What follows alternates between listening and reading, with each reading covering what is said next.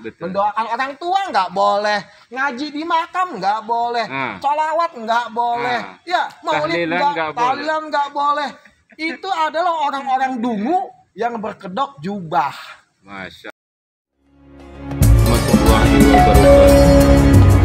Bismillah, Masya Allah, la yasukul khaira illallah. Bismillah, Masya Allah, la yasukul su'a. Kita menuju ke petilasan M. Yusuf ya. Ini berupa makam, tetapi dibangunnya masjid di sampingnya. Untuk lebih jelas kita lihat nanti.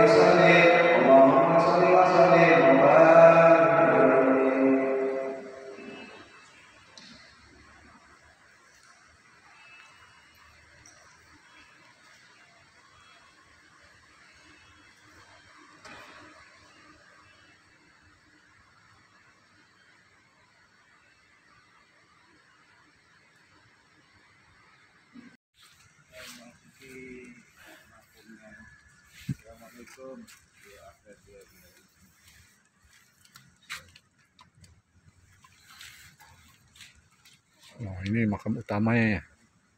Ini putranya. Ini putranya.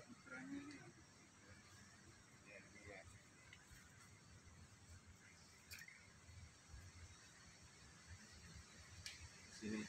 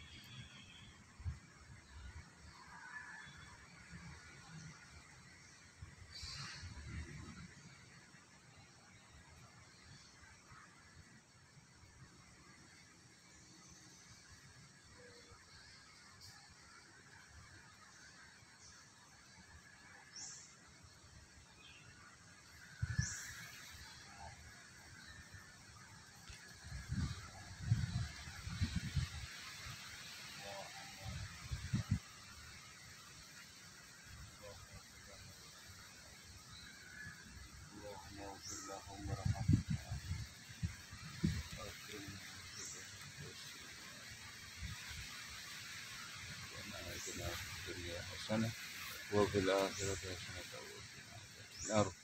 Sallallahu alaihi wasallam Muhammad wa ala alihi wasallam. Subhana rabbika rabbil izzati amma yasifun wa salamun alal mursalin walhamdulillahi rabbil alamin.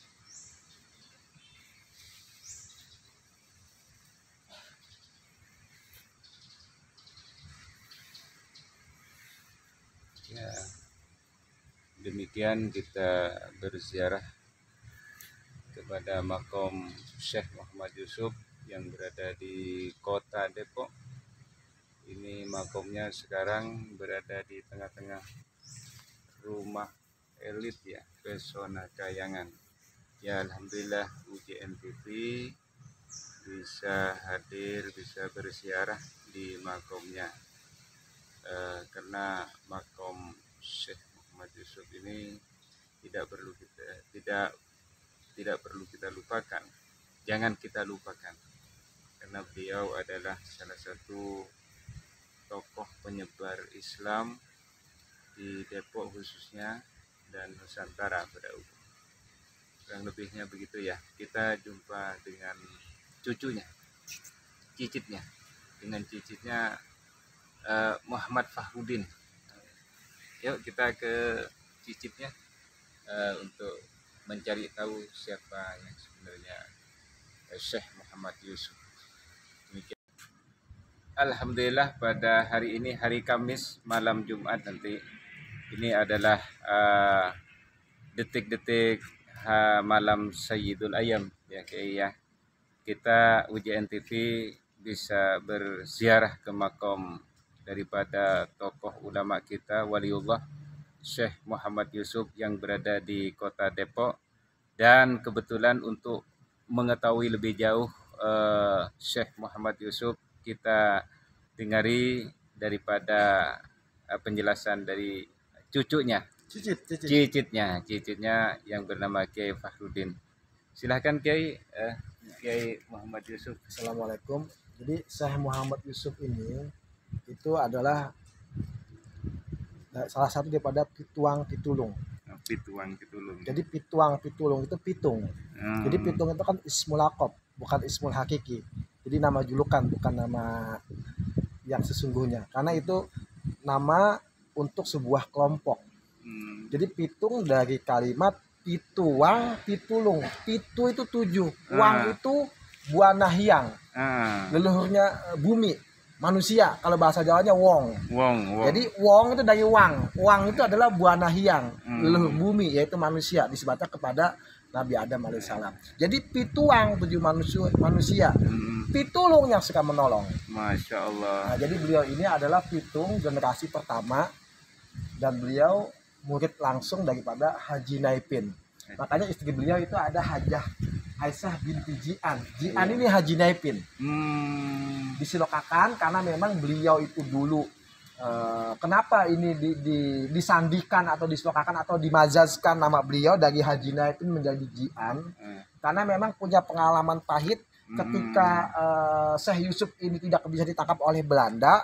Belanda dengan liciknya menahan bapak dan ibunya Syekh Muhammad Yusuf, yaitu Syekh Sanen bin Syekh Kidan dengan putri kecil. Nah, ditahan sebagai jaminan kalau Syekh Yusuf tidak mau menyerahkan diri kepada Belanda, maka bapak ibunya Syekh Yusuf ini akan dibunuh.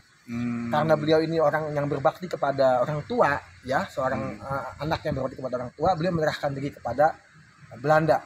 Lalu beliau ditahan, ya, ditahan itu sampai ke Sawah Lunto. Berarti di Padang.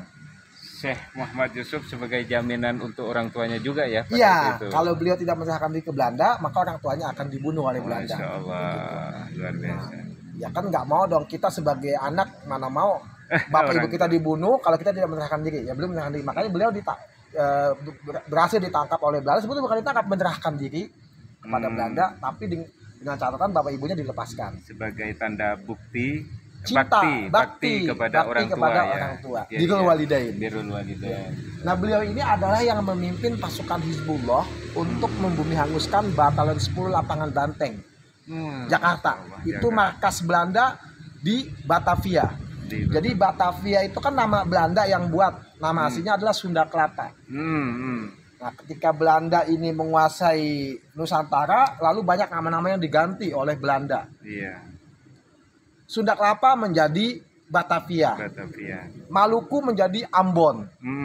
Sakabumi menjadi Butinzor. Ini buatan nama-nama Belanda untuk memburamkan sejarah Nusantara. Karena Belanda ini kan punya jeplak di dalam The Architecture of Ramansondri. Nah, di dalam The Architecture of Ramansondri itu ketika suatu bangsa akan dihancurkan, maka hanya 3 butuh saja hal yang dilakukan oleh penjajah ini. Pertama, hancurkan sejarahnya. Yang kedua, bikin buram sejarahnya. Yang ketiga, bikin urusan sebuah mitos. Makanya kitab-kitab asli Nusantara ini diambil oleh Belanda.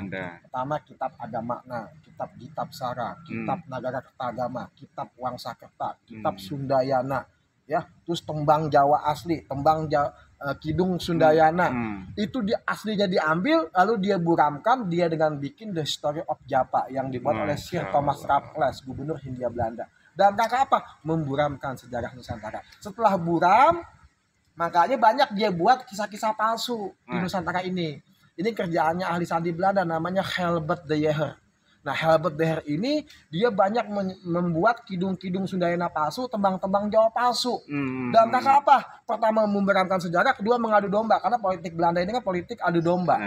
Davide et Impera. Politik bagaimana ini pribumi tidak menyatu, dia adu domba. Dia bikin kisah-kisah palsu, kisah surifki tentang salah satunya, contohnya Perang Bubat. Perang Bubat itu kisah palsu. Itu yang dibuat oleh ahli sandi Belanda Helbert de Geer pada tahun 1682. Dia bikin kidung Sundayana palsu dalam rangka memecah Jawa dan Sunda. Jawa ini Jayabuana, wadah, Sunda ini isinya.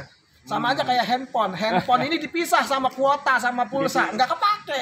Makanya nggak berguna kalau Jawa sebagai wadah, Jayabuana ini wadah, dengan Sunda ini isinya begitu, dipisah. Makanya dia pisah antara Jawa dan Sunda, antara Naga dan Ra, antara Kujang dan Kris, ya, antara Ibu Agung dan Rama Agung, antara Lingga dan Yoni, antara merah dan putih, ini dipisah sama Belanda. Dan mereka memisah, mengadu domba supaya kita ini nggak kuat, begitu. Dia bikin kisah palsu tentang Perang Bubat. Itulah salah satu contoh kisah-kisah palsu yang dibuat oleh Belanda. Termasuk dia juga buat kisah tentang bertemunya Prabu Kian Santang dengan Sayyidina Ali.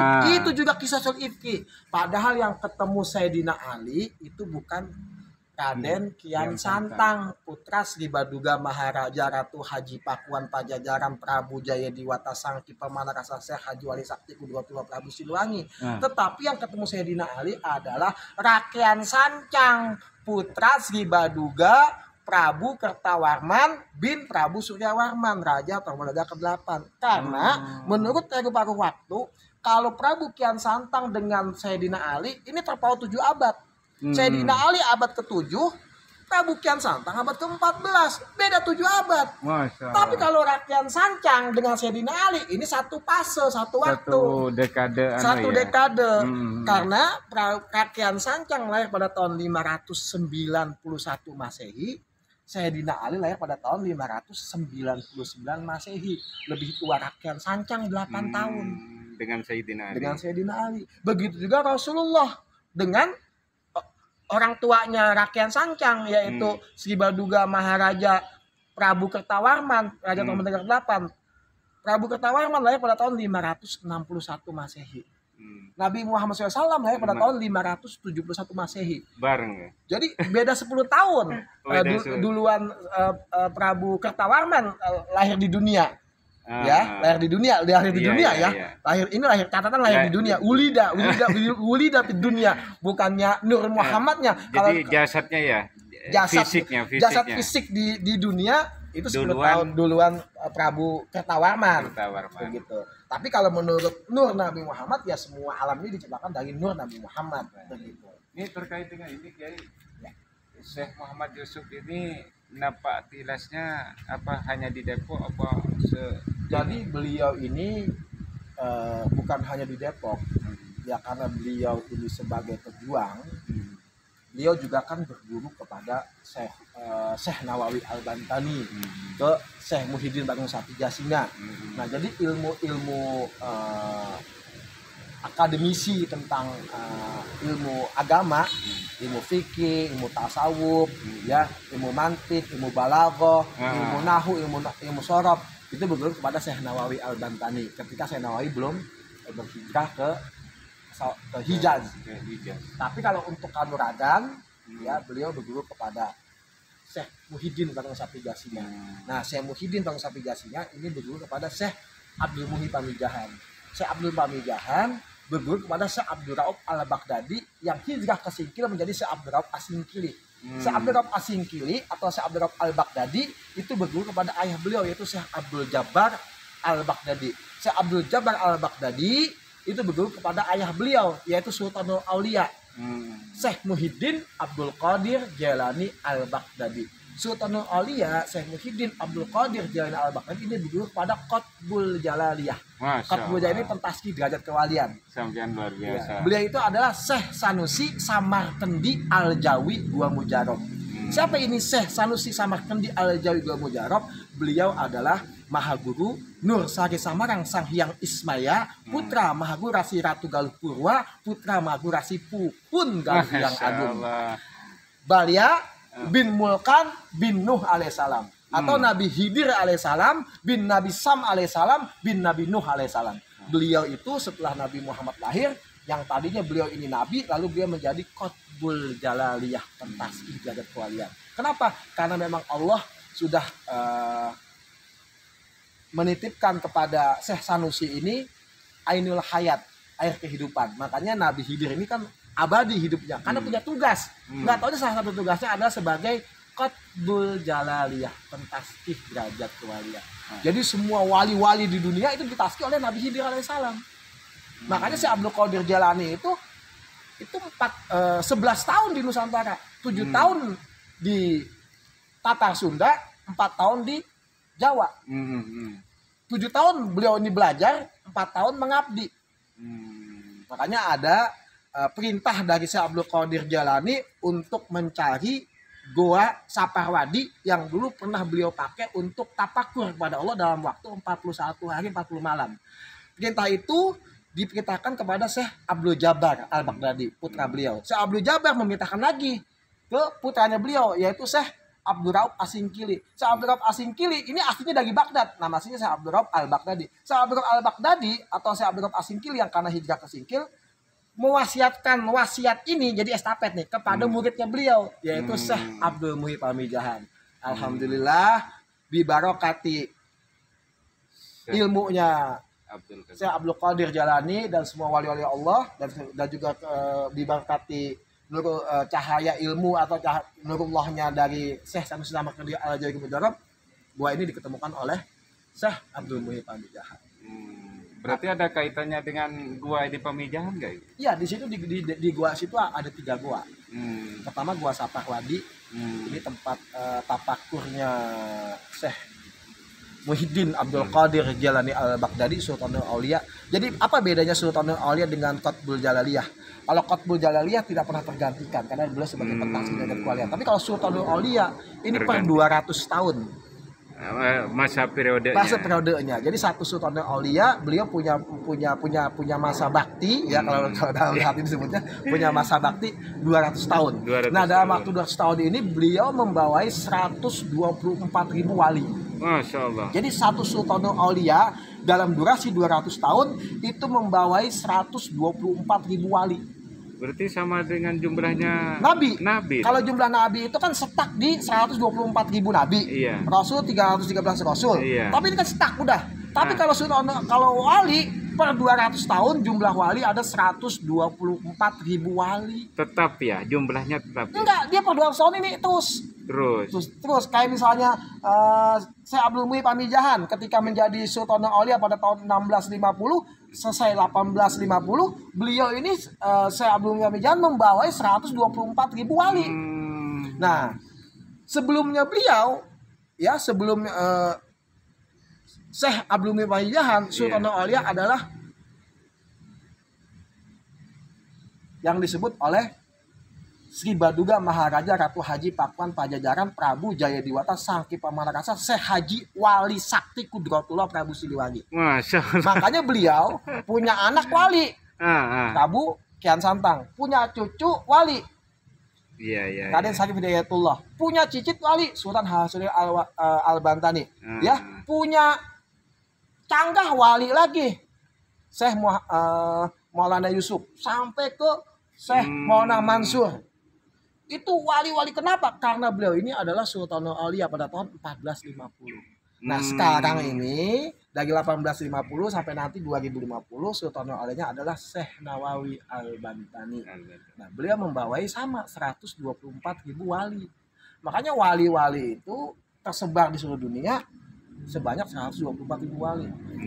Dan tidak ada yang tahu wali kecuali wali lagi. Betul. Nah itulah rahasia Allah ya kan. Nah jangan-jangan nih begini, kita ini kan tidak terencana ya mau ketemu dengan guru.